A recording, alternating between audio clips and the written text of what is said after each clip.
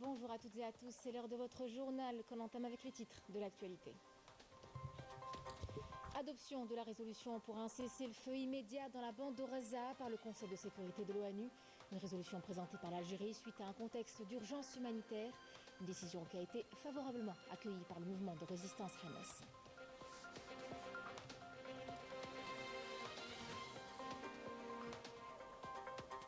La bande de Gaza est toujours la cible de bombardements. L'entité sioniste prend pour cible des convois humanitaires ainsi que des habitations qui abritent des déplacés peu de temps après la rupture du jeûne, faisant des dizaines de martyrs et de blessés tous les jours.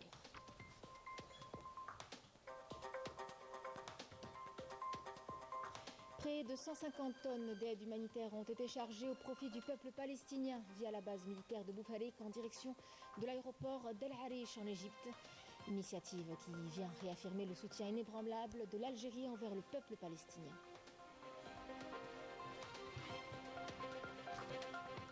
Modernisation de l'Office national des services météorologiques à travers le développement de solutions web pour des services de qualité en matière de prévision, pour ainsi accéder à une large gamme d'informations, qu'importe le lieu où l'on se trouve ou l'heure qu'il est. Mesdames, Messieurs, bienvenue à vous. Le Conseil de sécurité de l'ONU a adopté une résolution qui exige un cessez-le-feu immédiat dans la bande de Gaza et qui réclame la levée de tous les obstacles à l'aide humanitaire. Une résolution présentée par l'Algérie qui a persisté dans ses efforts pour promouvoir la paix et la sécurité dans la région. Une décision très attendue et qui intervient dans un contexte d'urgence humanitaire. Emel Isselidel. Lors d'une session historique, le Conseil de sécurité de l'ONU a adopté hier à l'unanimité une résolution exigeant un cessez-le-feu immédiat à Gaza. Après des mois de blocage et 6 vétos précédents, les États-Unis, alliés historiques de l'entité sioniste, ont choisi de s'abstenir cette fois-ci, donnant ainsi un signal fort en faveur de la paix dans la région. La résolution exige non seulement un cessez-le-feu immédiat pour le mois de Ramadan, mais également un engagement en faveur d'une paix durable, sachant que l'entité sioniste n'a jamais respecté les résolutions onusiennes. Je voudrais remercier tous les membres du Conseil de sécurité pour leur flexibilité et la manière constructive avec laquelle le débat a été mené, qui nous a amenés aujourd'hui à l'adoption de cette résolution tant attendue qui appelle à un cessez-le-feu immédiat à Gaza afin de mettre un terme aux massacres qui se poursuivent malheureusement à l'heure où nous parlons. Durant ces 5 derniers mois, les Palestiniens ont enduré toutes sortes de souffrances. Présentée avec détermination par l'Algérie, cette décision intervient après plusieurs tentatives infructueuses de parvenir à un cessez-le-feu. L'Algérie a joué un rôle crucial en menant des négociations intenses et un engagement sans faille pour instaurer la paix à Gaza et assurer la sécurité des civils palestiniens. L'adoption de cette résolution n'est que le commencement sur le chemin de la concrétisation des aspirations du peuple palestinien. Nous souhaiterions que le colonisateur israélien applique immédiatement cette résolution afin de mettre un terme au bain de sang sans conditions préalables et mettre un terme aux souffrances du peuple palestinien. Il est de la responsabilité du Conseil de sécurité de veiller à l'application de cette résolution. Enfin, je tiens à réaffirmer que l'Algérie reviendra encore une fois devant le Conseil de sécurité, conformément aux directives du président de la République algérienne, afin de nous assurer que la Palestine reprenne son statut et sa place en tant que membre à part entière et souverain au sein de l'ONU. Une victoire diplomatique pour la communauté internationale qui intervient dans un contexte d'urgence humanitaire avec une famine imminente qui menace la population de Gaza. Cela souligne la nécessité urgente d'étendre l'acheminement de l'aide humanitaire aux civils palestiniens et de renforcer leur protection dans toute la région. Pour sa part, le secrétaire général de l'ONU, Antonio Guterres, a réitéré son engagement à mettre fin aux hostilités à Gaza. Dans un appel poignant, il a souligné l'importance de cette résolution pour protéger les civils palestiniens. En adoptant cette résolution, le Conseil de sécurité envoie un message clair. La paix et la stabilité sont des priorités absolues. Une décision bien accueillie au sein du mouvement de résistance palestinien Hamas. Je vous invite à écouter la déclaration de son représentant. Au mouvement Hamas, nous avons accueilli favorablement cette décision. Son timing est important, même si elle intervient tardivement. Cette décision de cesser le feu peut conduire à un arrêt durable, indispensable pour mettre fin aux crimes perpétrés par l'entité sioniste contre le peuple palestinien. Le mouvement Hamas a fait part de sa disposition à permettre l'application de cette décision et mener directement un accord pour l'échange de prisonniers. Nous pensons que le rôle que joue l'Algérie sur le plan de la diplomatie, de la lutte est très important pour la coordination des efforts arabes et de la représentation du groupe arabe pour la défense du peuple palestinien et des droits des peuples opprimés. Le ministre des Affaires étrangères et de la communauté nationale à l'étranger, Ahmed Attaf, a reçu hier un appel téléphonique du secrétaire d'État américain Anthony Blinken. Les deux ministres ont échangé les vues au sujet des derniers développements concernant la situation à Gaza, mettant l'accent sur les négociations au sein du Conseil de sécurité sur le projet de résolution présenté par les 10 membres élus de l'organe onusien, dans l'objectif de promouvoir un cessez-le-feu immédiat, durable et sans condition à Gaza.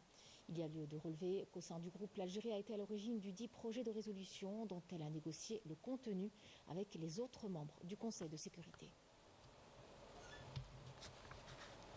Le Parlement arabe a salué la résolution adoptée par le Conseil de sécurité appelant à un cessez-le-feu immédiat dans la bande de Gaza durant le mois sacré de Ramadan, tout en appelant à intensifier les efforts internationaux, y compris le Conseil de sécurité, pour s'acquitter de ses responsabilités juridiques et historiques visant à mettre fin à l'agression sioniste, à établir un cessez-le-feu et à apporter de l'aide pour empêcher l'aggravation de la famine dans la bande de Gaza, mettant fin à l'occupation et établir l'État de Palestine avec Al-Quds pour capitale.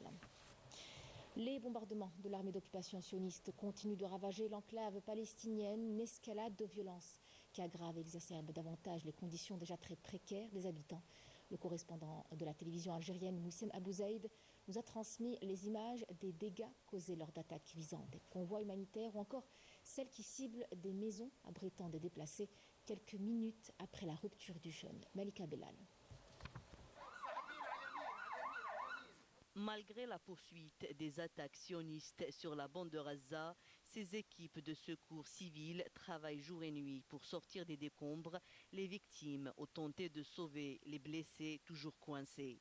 Des raids aériens sionistes ont ciblé peu de temps seulement avant l'iftar des maisons dans la ville de Rafah, faisant des dizaines de martyrs et plusieurs blessés. Là, nous nous dirigeons vers les quartiers bombardés. Nous n'avons pas eu de répit depuis ce matin. Ces derniers jours sont vraiment très éprouvants avec des bombardements incessants liés à un très grand nombre de martyrs et de blessés. La plupart des blessures sont très graves, qu'elles soient internes ou externes, sans oublier les amputations. Nous sommes très fatigués, mais nous continuons malgré tout pour trouver des survivants. Le ministère de la Santé palestinien avait fait état quelques heures auparavant de 70 morts dans la nuit de lundi à mardi. En effet, des dizaines de Palestiniens, dont des enfants et des femmes, sont tombés en martyrs lundi à l'aube lors de violents bombardements aériens et de tirs d'artillerie de l'armée d'occupation sioniste dans diverses zones de la bande de Gaza, notamment à Dir el-Balah et dans la ville de Rafah. D'autre part, les forces d'occupation sionistes ont exigé par haut-parleur l'évacuation immédiate du complexe médical Shifa dans le quartier d'Arimel à l'ouest de la ville de Gaza qu'elle assiège pour le 8e jour consécutif.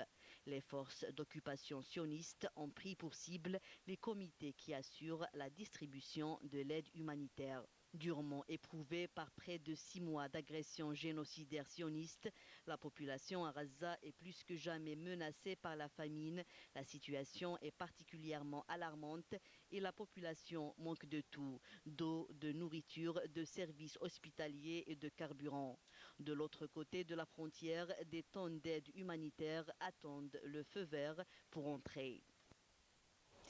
L'Algérie n'a pas manqué de prêter assistance au peuple palestinien à travers l'envoi de près de 150 tonnes d'aide humanitaire dans l'enclave sur instruction du président de la République. Une action humanitaire qui reflète l'engagement ferme de l'Algérie à condamner les agressions sionistes perpétrées à l'encontre des Palestiniens et qui met en lumière la volonté de contribuer à atténuer les souffrances de ce peuple frère. Rina Lerari. Pas moins de 150 tonnes d'aide humanitaire ont été chargées au profit du peuple palestinien via la base militaire de Boufarik en direction de l'aéroport d'El Arish en Égypte. Une initiative qui vient réaffirmer le soutien inébranlable de l'Algérie envers le peuple palestinien frère. Au nom du peuple palestinien, je remercie l'Algérie dans son ensemble, gouvernement et peuple, pour le soutien indéfectible à notre cause. Cette solidarité manifestée à travers les valeurs humanitaires, morales ou religieuses est un support inestimable pour nous. Nous exprimons notre gratitude envers l'Algérie, son peuple et son gouvernement, ainsi qu'à l'ambassade de l'Algérie au Caire pour leur aide et soutien constant au peuple palestinien opprimé.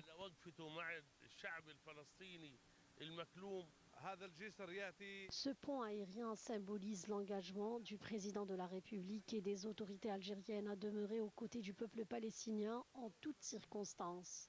Une cargaison de 50 tonnes d'aide humanitaire a été acheminée à travers un pont aérien composé de 2 avions de force aérienne de l'armée nationale populaire, comprenant diverses denrées alimentaires destinées à soulager les besoins urgents du peuple palestinien. Le peuple palestinien reçoit régulièrement de l'aide de la part de l'Algérie, qui a toujours été présente pour la cause palestinienne.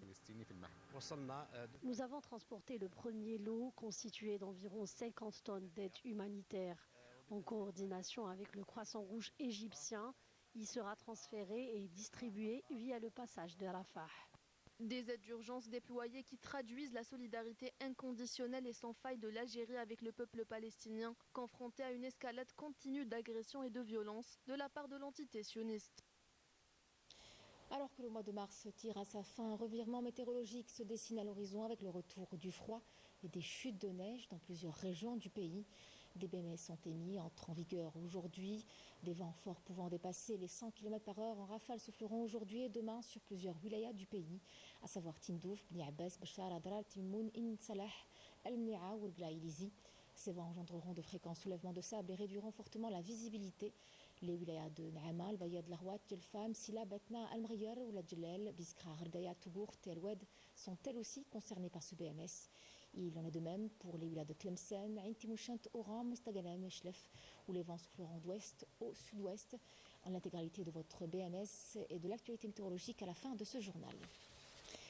Des changements climatiques qui sont de plus en plus récurrents et l'importance d'avoir un système de prévision météorologique fiable et efficace devient plus que cruciale. Alors justement, c'est sur des services de qualité en matière de prévision que l'Office national des services météorologiques travaille.